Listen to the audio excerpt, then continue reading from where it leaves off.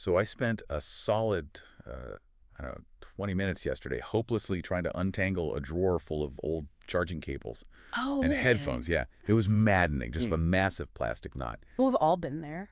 Right.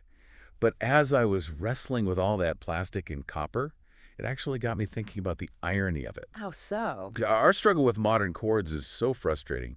But thousands of years ago, the ancient Incas were literally running a vast empire using a highly organized system of knotted strings. That's a great comparison. Yeah, so for this deep dive, we are exploring the provided sources on the quipu, or quipu, depending on the spelling, Right. the ingenious record-keeping system of the Andes. Our mission today is really to uncover how human innovation thrives in the most surprising, brilliant ways. I love that. It's such an optimistic topic to explore because it really highlights the resilience of human intellect. Completely. When you look at these vibrant cotton and camelid fiber cords, which are, threads spun from woven llama or alpaca hair, you are looking at a masterclass in early problem solving. Yeah, they aren't just strings. No, this was a highly advanced information technology. It managed the logistics of an entire civilization. Okay, let's unpack this, because it's so much more sophisticated than just tying a string around your finger to remember to buy milk. Way more.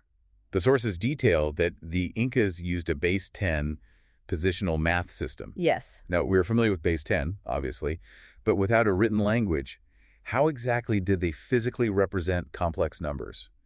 Or even something as conceptual as a zero on a piece of string? That is where the engineering is just brilliant.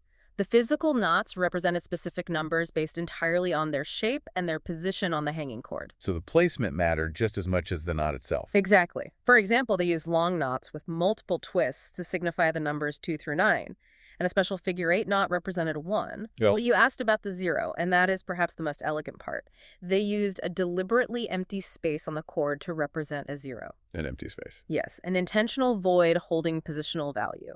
That is incredible. Just leaving a precise gap to maintain the mathematical structure. What's fascinating here is the sheer skill of the people who operated this system, the quipucamayocs, The knot specialists. the official knot specialists and accountants of the empire. According to historical sources, their tactile literacy was so advanced they could reportedly read the knots with their eyes closed. Just by touch. Just by feeling the spacing and the tension, they calculated everything from massive population censuses to tax obligations without a single written word. Speaking of data management, transitioning from ancient data to modern needs, this deep dive is sponsored by Embersilk. Need help with AI training or automation or integration or software development? Uncovering where agents could make the most impact for your business or personal life. Check out embersilk.com for AI needs.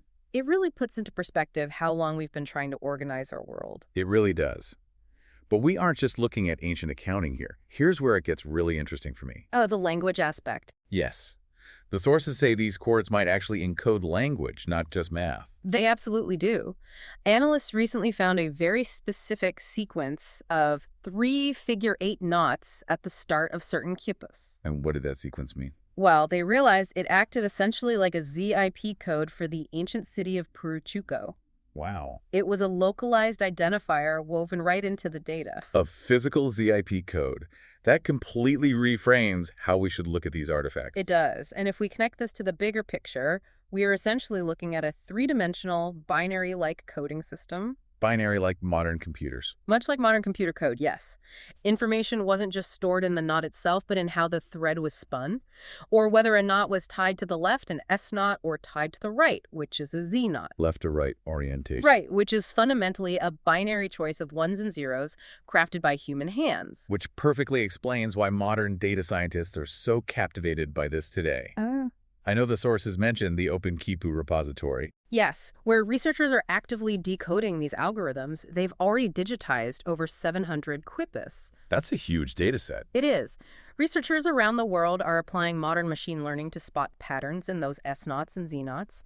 It bridges ancient ingenuity with modern technology perfectly. I love that. And what is truly uplifting is that these chords are not just museum artifacts. They are preserved in modern Andean villages like Tupacocha and Rapaz. Still be used today. Yes, actively used in ceremonies as powerful living symbols of heritage and moral authority. It is so inspiring to see how that knowledge endures.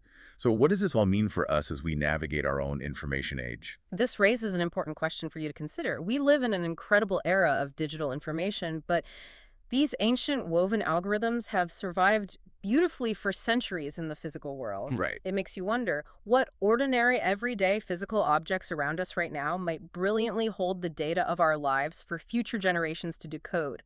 If you enjoyed this podcast, please subscribe to the show. Hey, leave us a 5-star review if you can. It really does help get the word out. Thanks for tuning in.